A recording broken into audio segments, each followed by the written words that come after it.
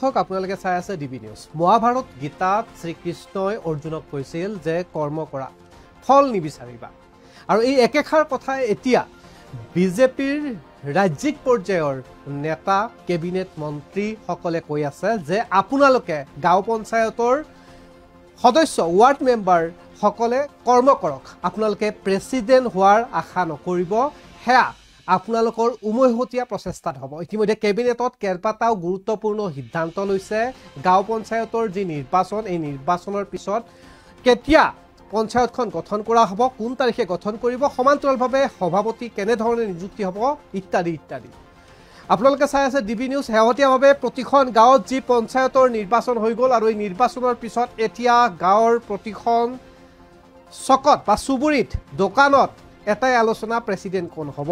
আৰু শেহতীয়াভাৱে প্ৰেচিডেণ্ট হোৱাৰ লোভত একাংশ মিত্ৰজোঁটৰ প্ৰাৰ্থীয়েও বিৰোধী দলৰ পৰা প্ৰতিদ্বন্দ্বিতাৰে বিজয় লাভ কৰা মেম্বাৰৰ ওচৰলৈকে গৈও কৈছে প্ৰেচিডেণ্টত মোক ভোট দিয়ক, কাৰণ প্ৰেচিডেণ্ট মই হ'ব বিচাৰোঁ। এই কথা মোৰ নহয়, এই কথাও ইতিমধ্যে কেবিনেট পৰ্যায়ৰ মন্ত্ৰী চন্দ্ৰমোহন পাটোৱাৰীয়ে উল্লেখ কৰি থৈছে ৰাজহুৱা সভাত। অৰ্থাৎ বৰ্তমান সময়ত প্ৰতিজন মেম্বাৰৰ মূৰত এটা পোক সোমাইছে, প্ৰায় সংখ্যক, প্ৰতিজন বুলি ক'লে ভুল হ'ব, প্ৰায় সংখ্যক মেম্বাৰৰ মাজত এটা ভোট সোমাইছে। এই ভোটটো হৈছে প্ৰেচিডেণ্ট হোৱা। জনাম সবিশেষ আজিৰ দিনটোত কেবিনেটত সিদ্ধান্তত কি ক'লে মন্ত্ৰী ৰঞ্জিত দাসৰ মন্তব্য আছে।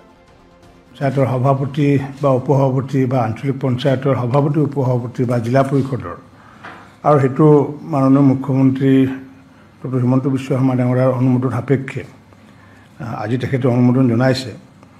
আৰু আমাৰ গাঁও পঞ্চায়তৰ সভাপতি আৰু উপসভাপতিৰ কাৰণে আমি 21 জুনৰ পৰা 10 জুলাইৰ ভিতৰত আমাৰ জিলা আয়ুক্তসকলে নটিফিকেশ্যন জাৰি কৰিব, আৰু জিলা আয়ুক্তসকলে তেওঁলোকে একোজনকৈ অথৰাইজড অফিচাৰ নিয়োগ কৰিব, আৰু সেই অফিচাৰক দায়িত্বসমূহ ভগাই দিব, কোনে কোনখন পঞ্চায়তত নিৰ্বাচনত অংশগ্ৰহণ কৰিব বা বাছনিত অংশগ্ৰহণ কৰিব।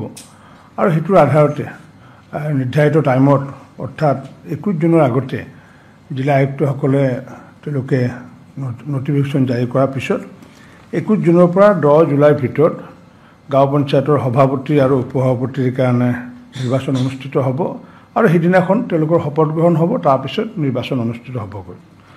AP প্ৰেচিডেণ্ট বা AP ভাইচ প্ৰেচিডেণ্টৰ কাৰণে 11 জুলাইৰ পৰা 20 জুলাইৰ ভিতৰত তেওঁলোকক শপত গ্ৰহণ কৰাৰ লগতে তেওঁলোকক নিৰ্বাচিত কৰি তেওঁলোকক দায়িত্ব অৰ্পণ কৰিব। আৰু ঠিক তেনেকুৱাকৈ জিলা পৰিষদৰ সভাপতি বা উপসভাপতিৰ কাৰণে 21 জুলাইৰ পৰা 30 জুলাইৰ ভিতৰত তেওঁলোকক শপত গ্ৰহণ কৰাৰ লগতে তেওঁলোকক সভাপতি আৰু উপসভাপতি নিৰ্বাচিত কৰি তেওঁলোকক দায়িত্ব অৰ্পণ কৰিব। অৰ্থাৎ 1 আগষ্টৰ পৰা তেওঁলোকে সুকলমে কাম কৰিব পাৰিব। আৰু আজি আমাৰ সূচী এইখিনিয়ে।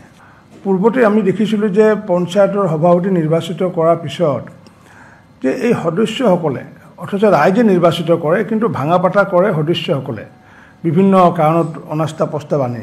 আৰু যাৰ কাৰণে এইবাৰ আমি অনাস্থা প্ৰস্তাৱ অনা ব্যৱস্থাটো 2.5 বছৰত তেওঁলোকে অনাস্থা প্ৰস্তাৱ আনিব নোৱাৰিব। 2.5 বছৰৰ পিছত অকল এবাৰহে অনাস্থা প্ৰস্তাৱ আনিব পাৰিব। যদি ক্ৰিমিনেল কেছ থাকে, সেইটো কেছটো সুকীয়া, সেইটোতো অনাস্থা প্ৰস্তাৱৰ কথা নাহে। গতিকে যাতে সুস্থিৰ ওপৰত যাতে পঞ্চায়ত যাতে চলাব পাৰে, তাৰ কাৰণে এই ব্যৱস্থা কৰা হৈছে। গতিকে যিহেতু নিৰ্দলীয় হিচাপে নিৰ্বাচিত আহিছে, ভাল এখন যাতে পঞ্চায়ত কৰিব পাৰে, তাৰ কাৰণে নিশ্চিত ওপৰত তেওঁলোকে তাৰ স্থানীয় বিধায়কেই হওক বা স্থানীয় যিসকল অপিনিয়ন লিডাৰ, তেওঁলোকৰ লগত আলোচনা বিলোচনা কৰি সুস্থ সবল যাতে পঞ্চায়ত গঠন কৰে, তাৰ কাৰণে নিশ্চিত ওপৰত নিজৰ নিজৰ খণ্ডৰ যিসমূহ সদস্য, সেই সদস্যসকলকো গাঁওবাসী ৰাইজে নিশ্চিত ওপৰত তেওঁলোকে মতামত আগবঢ়াব পাৰিব যে কোনগৰাকী ব্যক্তিয়ে সভাপতি হ'লে ভাল হয়। যিহেতু গণতন্ত্ৰত যিহেতু সংখ্যাৰ খেলে হৈছে সৰ্বস্ব, গতিকে আল্টিমেটলি 6 গৰাকী সমৰ্থন যাৰ লগত থাকে তেখেতে সভাপতি নিৰ্বাচিত হ'ব বা উপসভাপতি নিৰ্বাচিত হ'ব।